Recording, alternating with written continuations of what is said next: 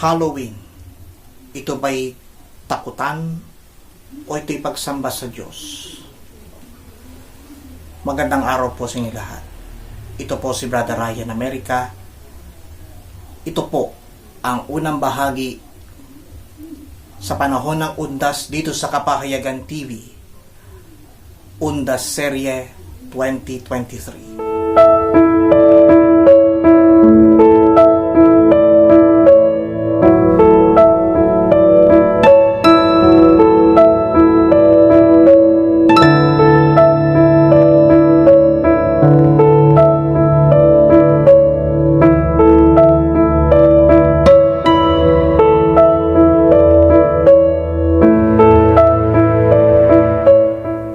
Alam niyo po, totoong ibinagsak ng Diyos si Lucifer, ang pinakaunang worship leader sa langit. Subalit dahil po sa kanyang pagsuway, ibinagsak ng Diyos si Lucifer at ng kanyang mga kasama, at doon pinangalanan niyang Satanas at lahat ng uri ng kasamaan na kanyang pinaplano. Kaya nilikha na Satanas at ng kanyang mga kampon ang lahat ng uri ng kababalaghan at nilalang, katulad ng mga tikbalang, Dracula, meron ding kapre, multo, at sari-sari mga nilalang na kinatatakutan ng tao, at siya rin ang pinagpiestahan ng mga tao kapag October 31.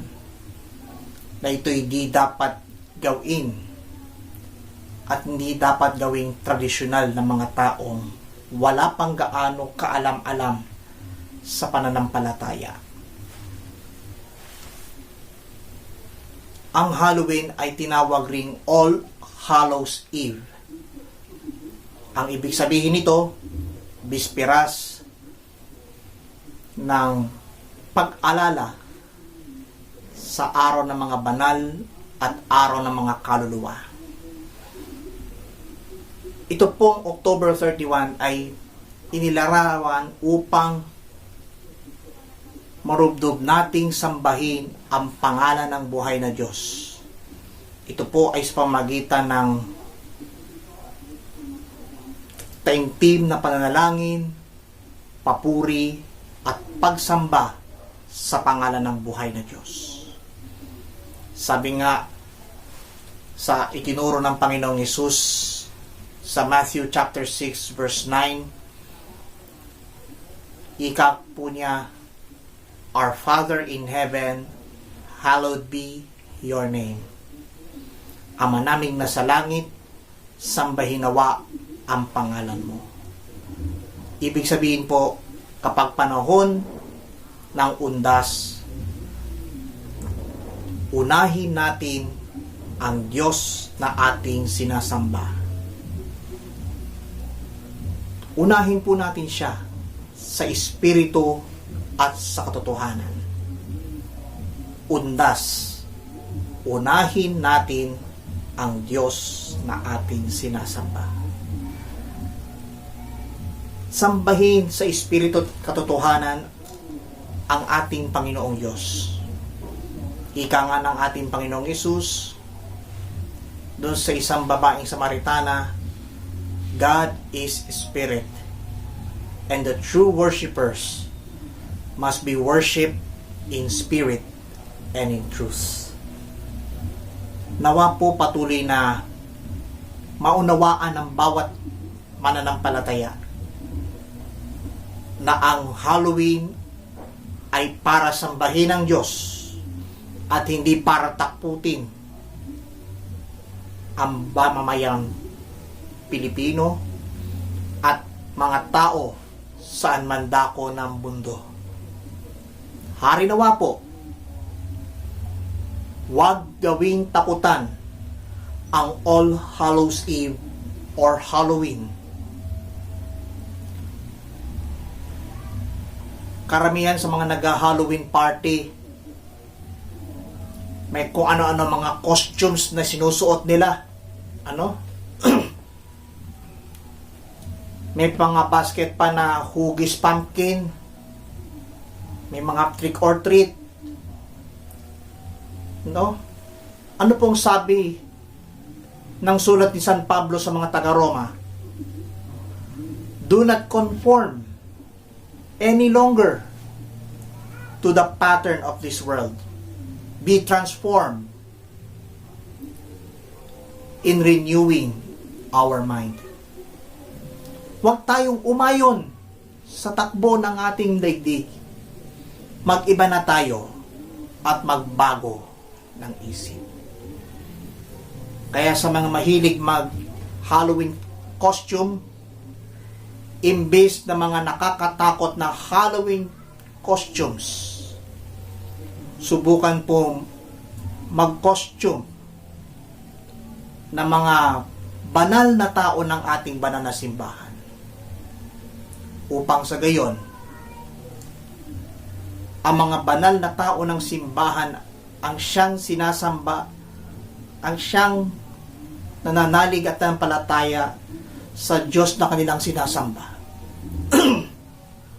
At sila rin ang nag-i-intercede para sa ating mga hinaing. Ang mga banal na tao ng ating simbahan ay nanalangin din sa Diyos at very devoted sa kanilang pananampalataya. Sapagkat ang Halloween ay hindi inilaan para gawing takutan, inilaan po ito para sambahin ang pangalan ng Diyos. Kung nagustuhan niyo po itong unang bahagi ng vlog na ito, share to many people at magliwanag itong vlog na ito. Gawing viral, trending, fresh and hot topic ang mensahe ng Diyos.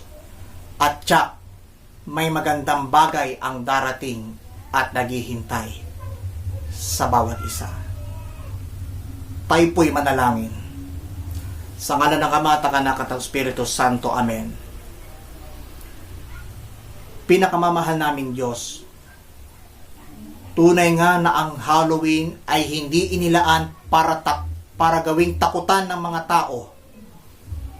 Hindi para gawing pesta ng mga anghel, na mga fallen angels na iyong binagsak. Sa halip, inilaan ang Halloween para sambahin at parangalan ng iyong banal na pangalan. Panginoong Hesus, tulad ng iyong tinuro sa panalangin, sambahin nawa ang ngalan ng Diyos. Kaya Panginoon, patuloy ka naming pupurihin, luluwalatiin, at sasambahin sa Espiritu at sa katotohanan. Salamat Panginoon. Ito po ang aming samot dalangin, kaisa ng panalangin ng aming Inang Birheng si Maria at ng lahat ng mga anghel at mga banal sa langit, sa pangalan ng iyong bugtong na anak, ang aming Panginoon at tagapagligtas, Panginoong Jesucristo, na nabubuhay at naghaharing kasama mo at ng Espiritu Santo, iisang Diyos magpasawalang hanggan, sa ngalan ng Ama at ng Anak at ng Espiritu Santo. Amen at Amen.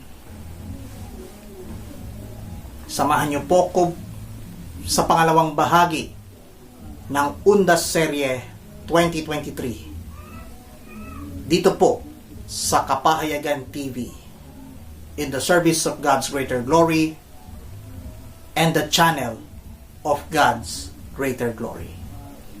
God bless, mga katuwan.